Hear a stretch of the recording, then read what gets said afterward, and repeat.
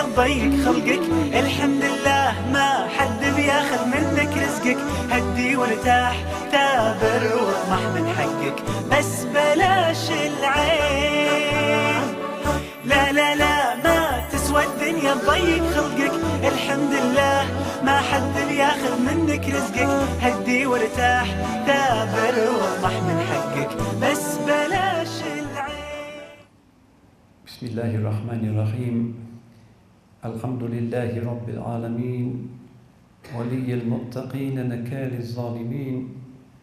أشهد أن لا إله إلا الله الملك الحق المبين، محمد رسول الله صادق الوعد الأمين. اللهم صل وسلم وبارك عليه وعلى آله وأصحابه أجمعين.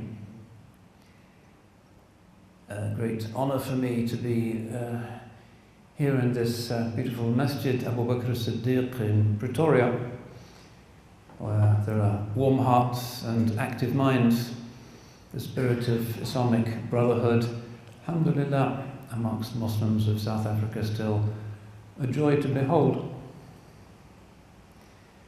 The topic which brings us together this evening is one which we think we know, but which, as I'm going to suggest, we don't think enough about. Allah subhanahu wa ta'ala, in the beautiful sunnah of the chosen one, alayhi salatu wasalam, who shows forth in this world all the forms of perfection in the ibadat and the mu'amalat, in every aspect of human life, private and public, social, economic, spiritual, martial, in all dimensions of the complex richness of the human experience, has granted us through this treasure chest things which glisten and glimmer and attract us. But sometimes we take those jewels without fully gazing into their shimmering depths. Let's just consider this question of husn al-jiwar. This is the traditional subject heading, being an excellent neighbour. And we're all familiar with the basic Islamic rules here, and the many hadiths in which the Holy Prophet salawatullahi wasalamu alayhi really nails this home and insists in quite striking, even alarming terms on its indispensable place in the repertory of the Muslim virtues. من كان يؤمن بالله واليوم الآخر فليكرم جاره.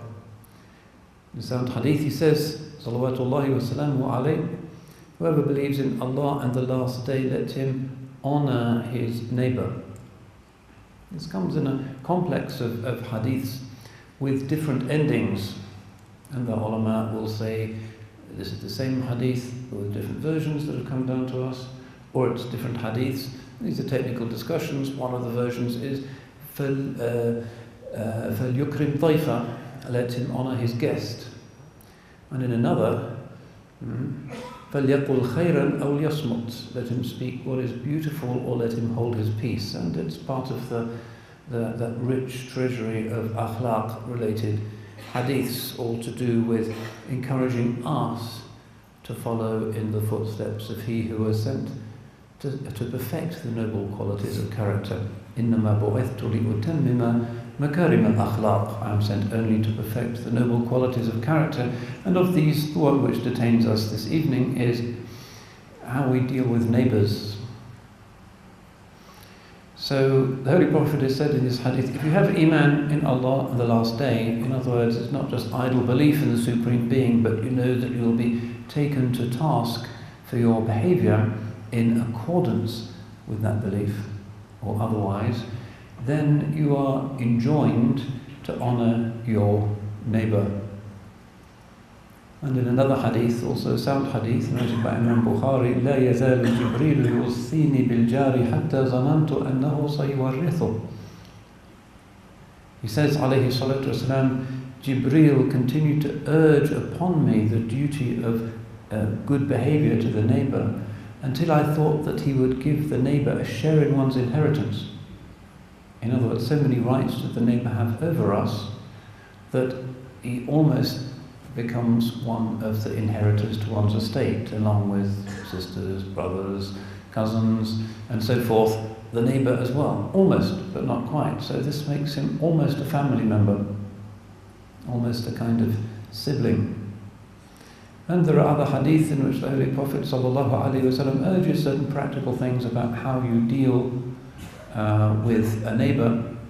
Hospitality, qira'at daif, looking after your neighbour and bringing him or her into the life of your family is essential. The Holy Prophet ﷺ was invited to a meal. فَوَجَدَ مَرَقًا, they had made a stew, and he said, هَلْ أَهْدَيْتُ مِنْهُ لِجَارِكَ الْيَهُودِي, have you given some of it to your Jewish neighbour? And as we'll see, this idea of the Muslim neighbour, the Jewish neighbour, the non-Muslim neighbour, turns out to be important for the agenda of the chosen one, sallallahu alaihi wasallam.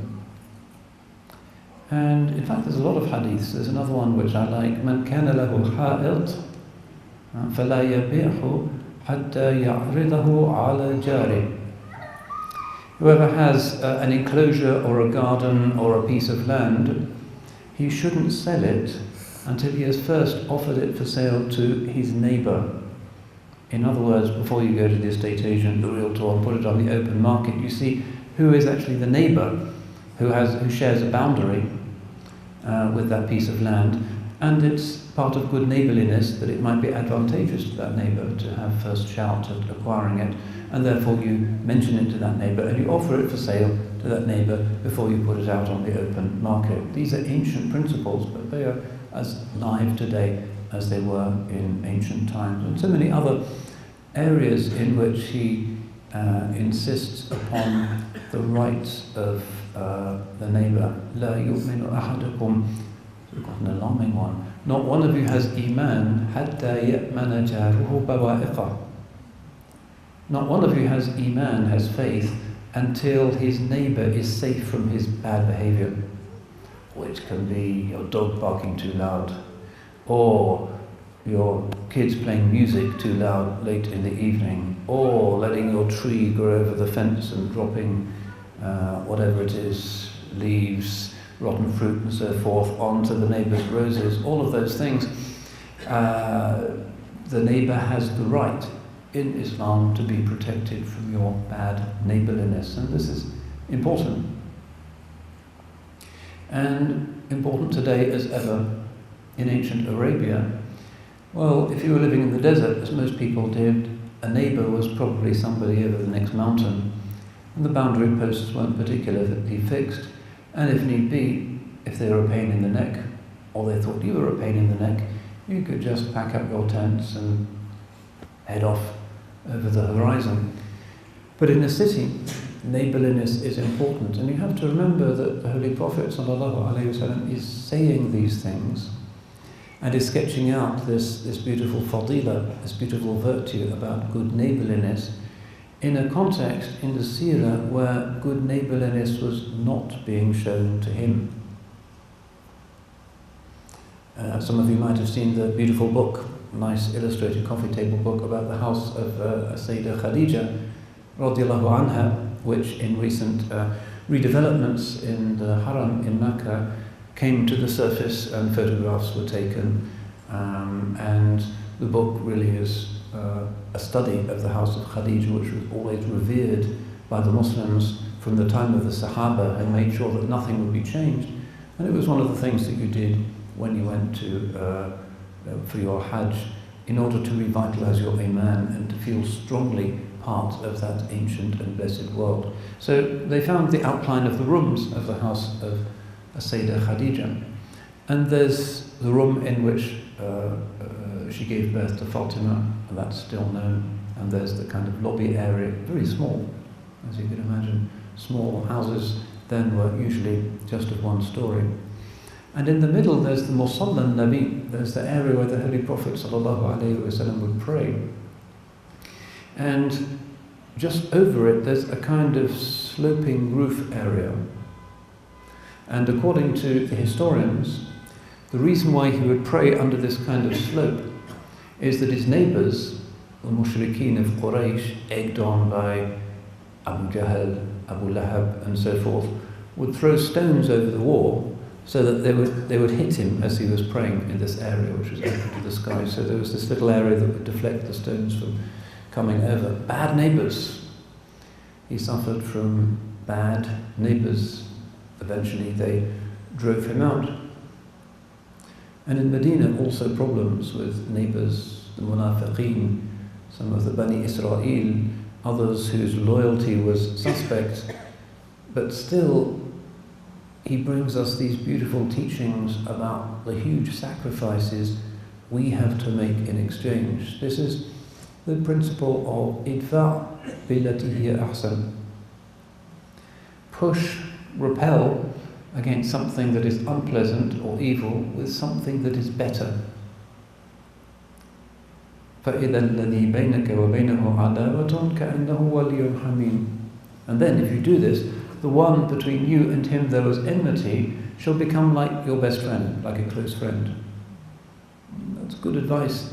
If you have neighbours, and neighbours may be there for years and decades, you really want to maintain good relations, so you put up with their bawa'iq, their outrages, but you should not reciprocate. And this is part of the prophetic adab and good courtesy. But we mentioned this issue that he says specifically in this hadith, and you ask why does he say, have you given some of this soup, some of this stew to your Jewish neighbour? Well, there were Muslims as well. Why does he single out the Jewish neighbour? Because sallallahu alayhi wa sallam, he wanted to point out that the jar, the neighbour, and the duty of husn al-jiwar, good neighbourliness, is not just about your Muslim neighbour. لا لا لا ما تسوى الدنيا تضيق خلقك الحمد لله تافل وضح من حقك بس In a list of people to whom one must display good character and who have rights over one, the Holy Quran lists وَالْجَارِ ذِي الْقُرْبَى وَالْجَارِ الْجُنُبِ, which means something like the neighbour who is close and the neighbour who is strange. And the commentators talk about this, and they say one meaning of it is family members who are neighbours. Family member and neighbours who are not family members, they all have rights over you. But the commentators and those who look at the hadith, like Ibn Rajab al-Hanbali has a very beautiful commentary on this issue of husn al-jiwar, say one of the meanings of this, the near neighbour and the far neighbour, is the Muslim neighbour and the non-Muslim neighbour. And Ibn Rajab says the neighbour, and it's a good question, how does one define a neighbour? The guy next door is my neighbour. What about the person on the other side? When does neighbourhood end? And usually in Islamic ethics, and Ibn Rajab explains this, it means the nearest 40 houses to your own.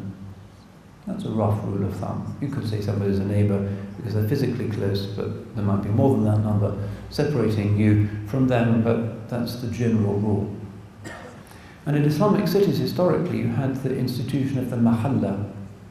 A city like Cairo, or Istanbul, or Sarajevo, or Samarkand would be approached from afar by a traveller who would then see the city gates, which usually would be locked at night. And inside the city, there would be different districts called mahallas. And each district would be made up of usually quite a small number of households. And very often, those mahallas would have their own sort of mayor, and they would have their own night watchman, and they would have their own agreements on how the streets were to be cleaned, and they would have their own agreements on how water was to be supplied to the neighbourhood. These things were done locally rather than by the state. And very often too they would have a gate which would be shut at night. So this is the later evolution of this idea that there is a neighbourhood towards which you have particular duties and responsibilities. But Ibn Rajab says also this can mean the Muslim and the non-Muslim neighbour, in which case we invoke the hadith that there are three kinds of neighbours, al-jiran or thalath. And the first kind of neighbour is the one who is a Muslim. The second kind of neighbour is the one who is Muslim and related. The third kind of neighbour is the one who is neither of those things, but who is still considered to be a neighbour.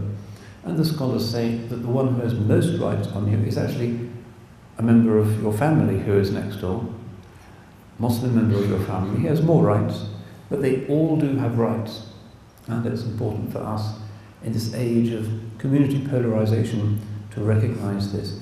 Whoever it is who happens to have moved in next to you, even if he seems to be a pain in the neck and is playing his heavy metal late at night, he still has rights, onerous rights. The Holy Prophet is saying he almost has a share in your inheritance. He says, none of you has faith until he is excellent towards his neighbour and his neighbour is safe from his own misdeeds.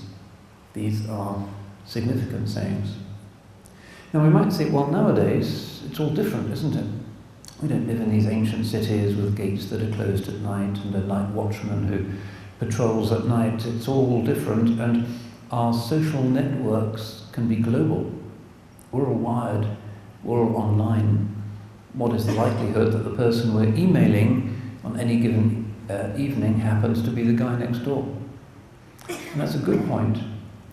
But it reminds us that we're losing something by looking to the horizons, to people who we happen to be interested in, who are somewhere else on the planet, and actually neglecting the superior rights of the person who is physically next door. One of the great catastrophes and tragedies of the modern age is that people may be sending 1,000 SMSs a month, but they may not even know the name of the people in the house opposite.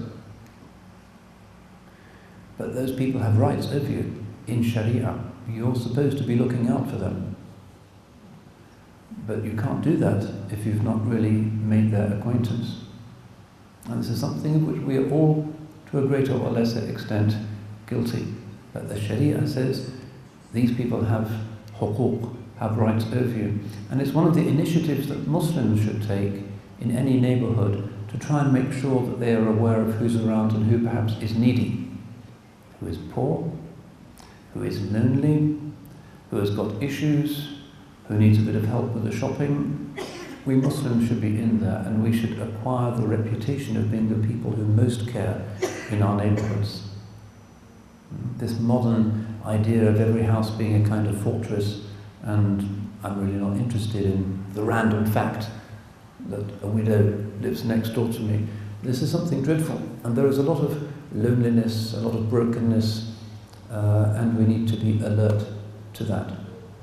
In England, the National Health Service now recognises loneliness as a medical condition. Apparently acute loneliness is as bad for your physical health as smoking 15 cigarettes a day. We're not designed to be lonely. We're not asocial animals. We're social animals, we exist in families, we're designed for that. We are creatures of mu'amala, and religion insists on this. So this tragedy of loneliness which afflicts us in today's age is something we ought to be on the lookout for, and to be contrite if we have not looked out for neighbours who are suffering from loneliness, particularly the elderly. So this is one of the meanings of this. And another of the meanings of it is that this adab, which has to connect to the neighbour, should also pertain to people of other religions. And in this time, this age of polarisation, when everybody is anxious and freaking out at the strange things that are unsettling the world, whether it be what's happening in Washington, or Moscow, or New Delhi, or Vienna, or wherever, people are kind of retreating into a suspiciousness of people who are not like themselves. One of the big facts in European politics now. People are unhappy with all kinds of economic things that are happening to their countries. Maybe they still haven't come out of the 2008 recession. Maybe their earning power is not what it used to be. And unfortunately, and such is the perverse xenophobia of human nature, the people they blame is usually people who are not like themselves. Refugees, foreigners, racial minorities, asylum seekers. It's a very strange reaction. It's the fault of the economy. It's the fault of the massive polarization of wealth between the super rich and the super poor. These are structural imbalances. And if instead of complaining about that, you're complaining about the gypsy or the whoever it is, the Albanian who's recently moved in, it's not his fault. In fact, his presence is probably going to be a major asset to the economy. He's likely to work hard. He's likely to pay his taxes. He's likely to obey the law because he really doesn't want to be picked up by the police and sent home again. Migrants are usually a major economic asset, but this is part of our reality in modern Europe. This xenophobia, this bad neighbourliness. We need to overcome it. We need to look out for those people. And we need to be people who are hospitable. Remember, this hadith that we began with has these different versions. One of them is, whoever believes in Allah and the last day, let him honour his neighbour. But another one is, whoever believes in Allah and the last day, let him honour his guest. So people who are guests in our countries, who are recent arrivals, who are illegals, who are asylum seekers, whose situation is precarious and who are fearful, they also have claims over Muslims, whether or not they are Muslims themselves. This is part of the beauty of the seerah of the Chosen One, sallallahu alaihi wasallam, that his people had been so torn into shreds by tribalism, and there had been absolutely no unifying principle in Arabia, ever. Perhaps for hundreds of thousands of years, they had always been divided into these tribes without an overarching law, always engaged in vendettas and feuds, tit-for-tat killings, on and on and on, sometimes vendettas not resolved for centuries, senseless random killings. And then the religion of Islam comes, and he says, sallallahu alayhi wasallam, not that the tribes should no longer exist. In fact, we have the right to belong to our particular peoples, shu'ub wa qaba'il. These were affirmed in the Quran and regarded as amongst his signs. And we should celebrate this rainbow that Allah subhanahu wa ta'ala has created human beings in. But no longer do the tribes, whether or not they were immediate neighbours with each other, have any kind of legal significance. Whereas once your tribal affiliation, you are from Qais, or from Tamim, or from Banu Hanifa, or Banu Hudayl, or whatever, that was the most important thing about you.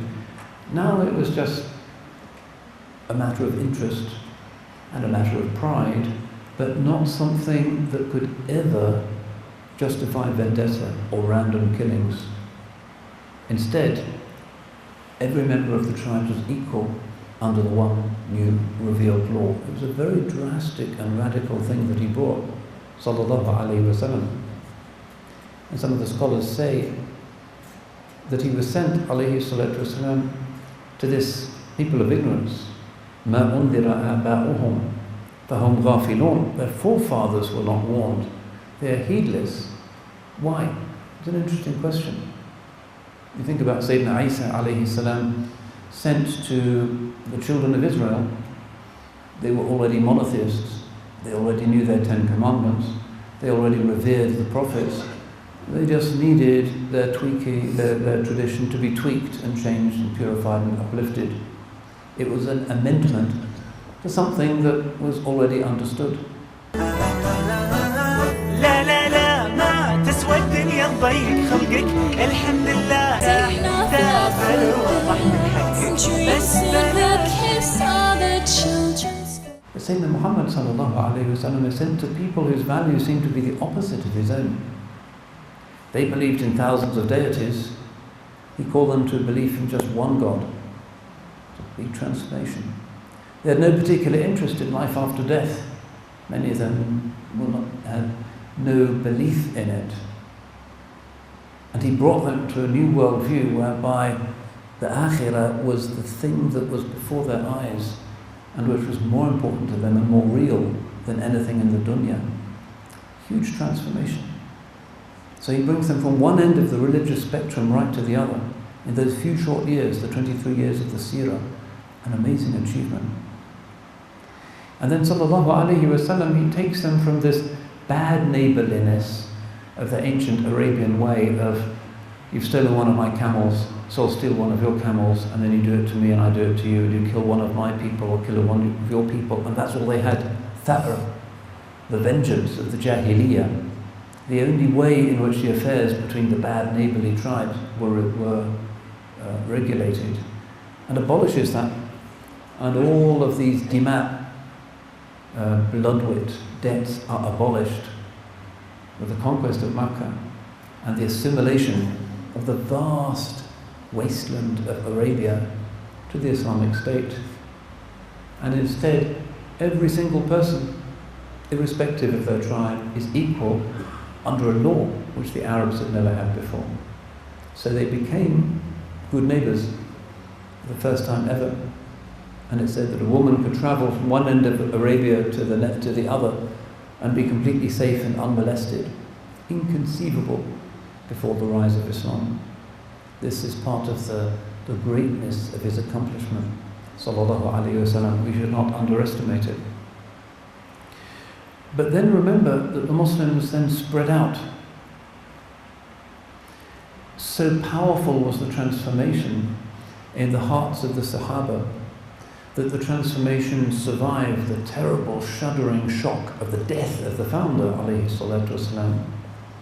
And the armies went out, and the delegations went out, and within a century the world was under the sway of Islam, from the Atlantic to the Oxus and the Jaxartes in Central Asia. A civilization created almost overnight, almost without precedent in the history of the world. And in that civilization, despite the certainties of the Quran, the insistence of the religion of Tawheed that no compromise is acceptable in Allah's religion, still, instead of a them and us attitude, an attitude of hatred and expropriation and expulsion, the principle of good neighbourliness prevailed. You know the great story of Sayyidina Umar ibn al-Khattab radiallahu anhu, as he rides into the city of Jerusalem and is invited by Sophronius, the patriarch of the city, to say his prayers, because it's the prayer time in the Church of the Holy Sepulchre, the holiest place in Christendom. And the Amir al-Mu'mineen declines and prays in a nearby place. And he explains it's so that in future years that place would not be taken over by Muslims and used as a mosque on the pretext that the Amir al-Mu'mineen had prayed there.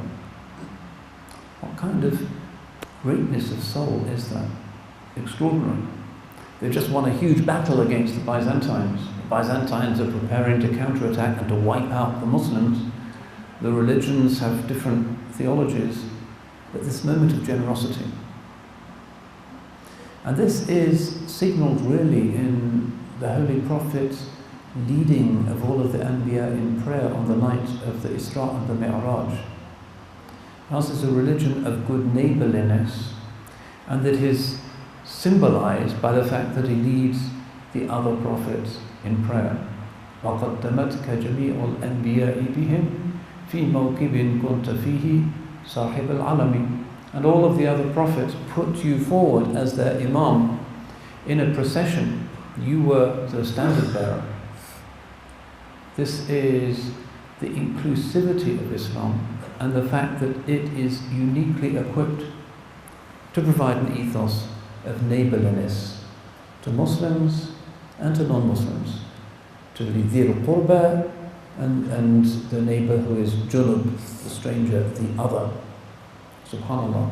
So in these cities that had been great citadels of Christianity for centuries, we find the Muslims existing as good neighbours.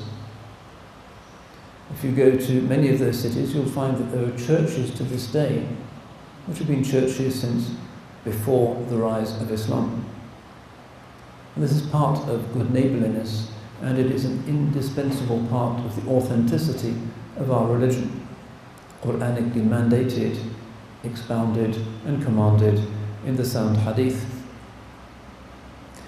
So the implications for this of those who are living in minority situations could not be more clear. Just think about it. The early Muslims are settling on the outskirts of ancient cities, and they're a minority. For centuries, they are a minority. And slowly the populations convert.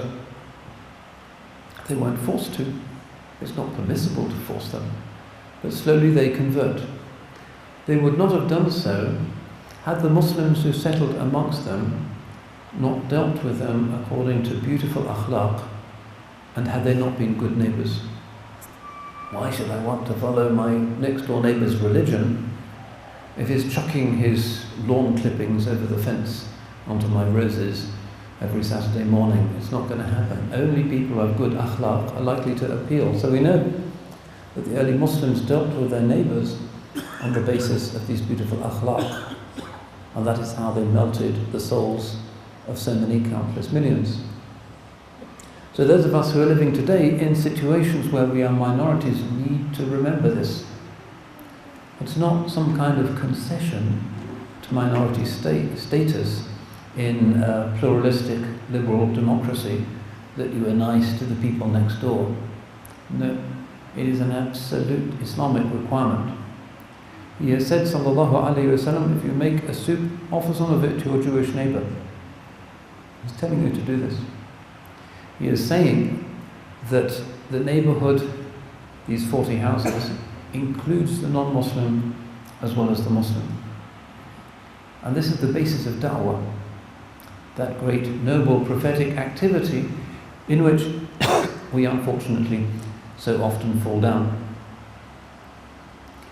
How are we to say that we are good neighbours if our neighbours don't know anything about Islam? We might share with them a cup of rice occasionally, or a gossip over the fence, or maybe even cooperate in making a petition to the city council about some issue of common concern. But the most important thing that we should share should be the haqq. And the first lesson should be to demonstrate that the haqq makes a difference in our lives by making us beautiful people. All too often, we don't succeed in the task of da'wah.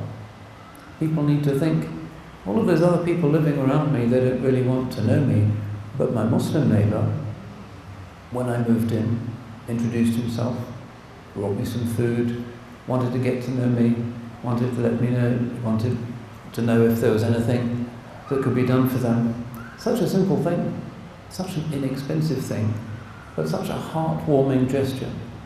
We should get into this habit. We should scan our neighbourhoods, see who's new, not just who's lonely and isolated and need of help, but who's new.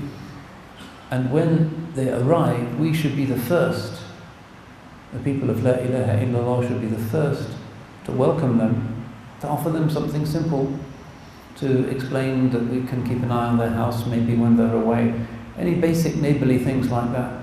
Obvious things, cheap things, easy things. It should be the Muslims who do this. So many other things seem to rest on this. And one of the things that has been occupying my thoughts of late has been cultural courtesy. Now we know that we are different to non-Muslims, whether or not they are neighbours, but respect for their ways is an indispensable part of good neighbourliness. Now, if they're engaged in certain activities that are clearly vicious and not in keeping with the basis of human decency, then those things are not to be respected. But the other things, the larger things of their culture, we should find it within ourselves to respect. The lower part of human nature, when we see somebody different, looks for faults in that person in order to justify our own sense of superiority. But the prophetic way is always to look for what is best in other people, the most beautiful thing in their values. And unfortunately, we Muslims all too often say, oh, these kuffar or these, whoever it might be, they do X, Y, and Z. And maybe many of them do X, Y, and Z. But what is it within us that wants to mention the ugly things within them, rather than notice the good things that exist in everybody? The reason is we're insecure, we're following our ego, we want to feel superior, we're not comfortable, and therefore we put them down. If you spend time with the great ulama of this ummah, you'll notice that they have a different approach. They don't like it when people's inner instinct is to fault find or to see ugly things in others. Why? Because that is from the nafs. We have within ourselves nafs al-ammara bis-su', that lower self that is always looking for the ugliest in every situation and feasting on it. But they also have this amazing ruh, the highest part of us, whose seat is the heart, which craves beauty and light. We are caught between these two principles. وَهَدَيْنَاهُ النَّجْدَيْنِ, we have guided man to the two paths. There is the gravity that brings us down into the darkness, into the mud, and there is also something within us that longs to fly, that longs to rise up, that craves beauty.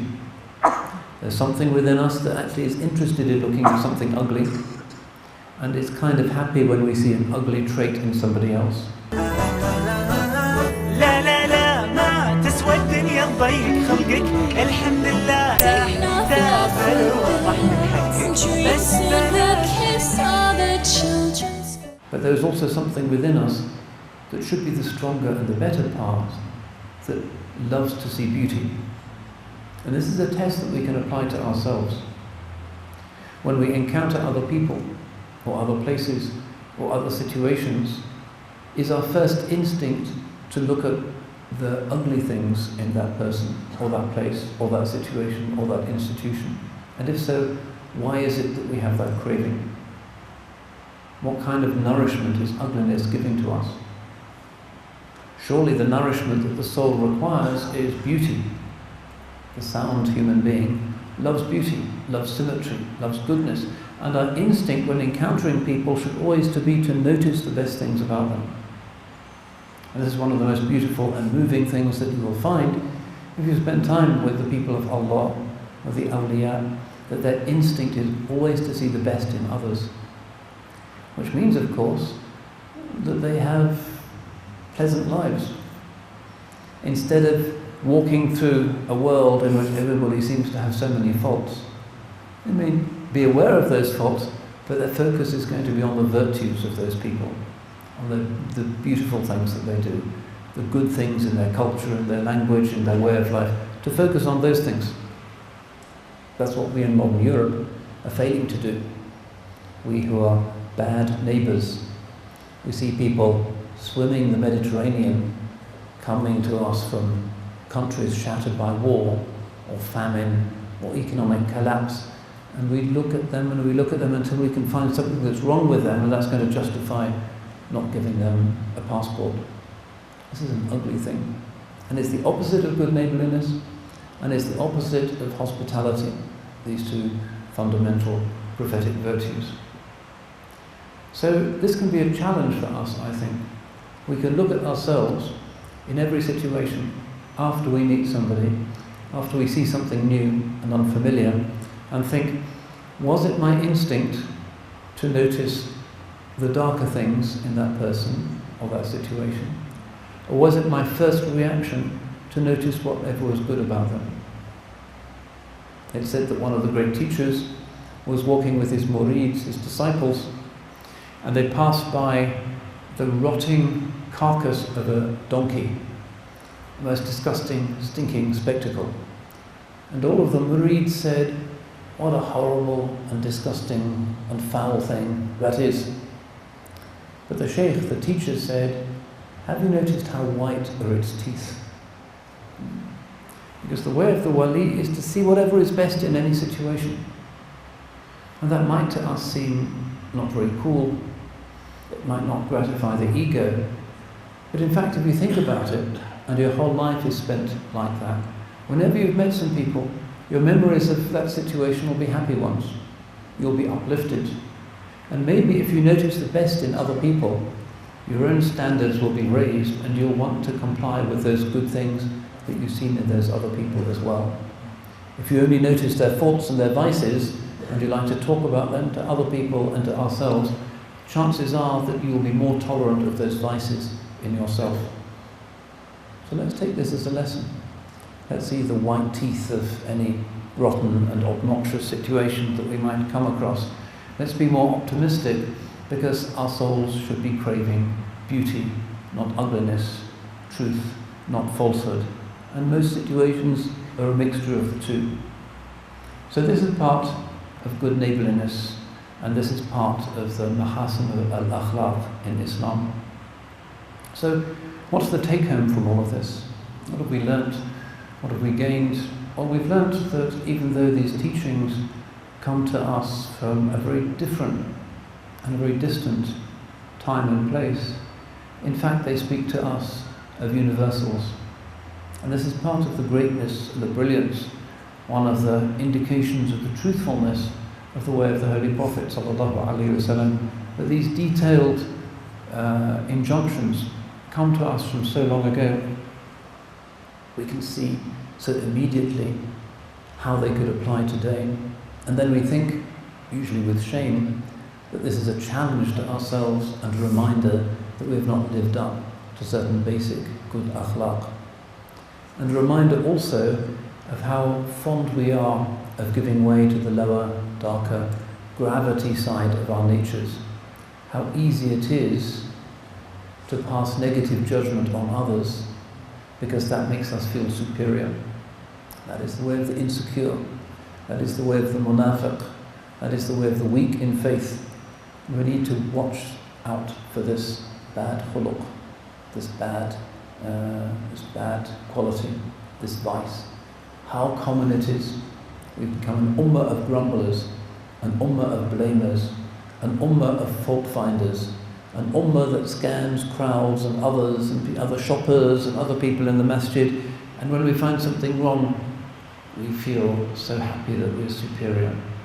And when we see something good, we think, I hope he's not better than me. I thought I was the best person in this masjid. All of these ugly, demonic voices that whisper unchallenged within ourselves. So much about the world is going wrong, we can't do anything about it. But the things that go wrong within our own selves, we can do something about. The faults in other people, we just speculate about. We think that we understand them and their vices, but we don't know. But ourselves, we can scrutinize our own selves. We can be quite realistic about our vices.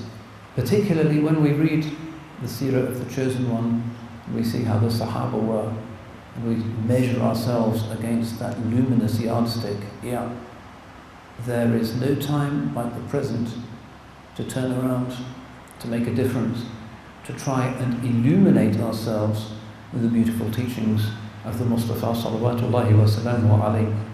Because his teachings truly are not just possible in our time. They're not just a lifestyle option amongst many. They are not something that we adopt because we are Muslims and this is our identity. They are there because they are better than the alternatives, and because they lift us up to a position of nobility which should make us and our communities and our neighbourhoods shine. And it's not happening. People are not coming to us, into our masajid, into our households, into our madaris, because they know that these are places of eminent nobility and virtue. Unfortunately, إِلَّا مَا رَحِمَ رَبُّكَ, except for a few limited exceptions. But in a time where so much is in the grip of greed and lowliness and backbiting, and the mass media is nothing other than a huge festival of human weakness and vice and the desire to learn in a gossipy way about the weaknesses and the failings of others, and this horrible public environment that we have created for ourselves. Let's try and rise up above that. Let's try and follow these mahasin al-akhlaq, these most beautiful character traits. Let's try and be good neighbours in deed as well as in theory. And if we actually practice these things, and acquire once again the reputation for being خَيْرَ أُمَّةٍ أُخْرِجَتْ لِلنَّاسِ, the best community raised up for mankind, then we will find that the doors of Tawheed are opened and the people will join us, afwajan, because the other ideologies, the other worldviews and the other systems are currently shaking, and people are doubting, and people are increasingly retreating into themselves. This is not a happy age. The secular systems are not delivering. All kinds of people are suffering all kinds of inner ailments. But we have the alternative. We have the intact Sunnah of the Chosen One, sallallahu alaihi wasallam, transmitted to us faithfully by scholar after scholar after scholar, generation after faithful generation, from the earliest times of Islam. We have this beautiful form of life, this Sunnah, which is intact. Alone amongst the followers of the great spiritual ways of life in humanity do we have a complete and accurate description and mapping of the Chosen One, and this chain of narration, this sanad, this ijazah that goes back to his time. This is our great good fortune. We worship as the founder of our religion worshipped. We give our zakat, we make our hajj, we perform our Ramadan. We are followers of him, sallallahu alayhi wasallam, in these ibadat.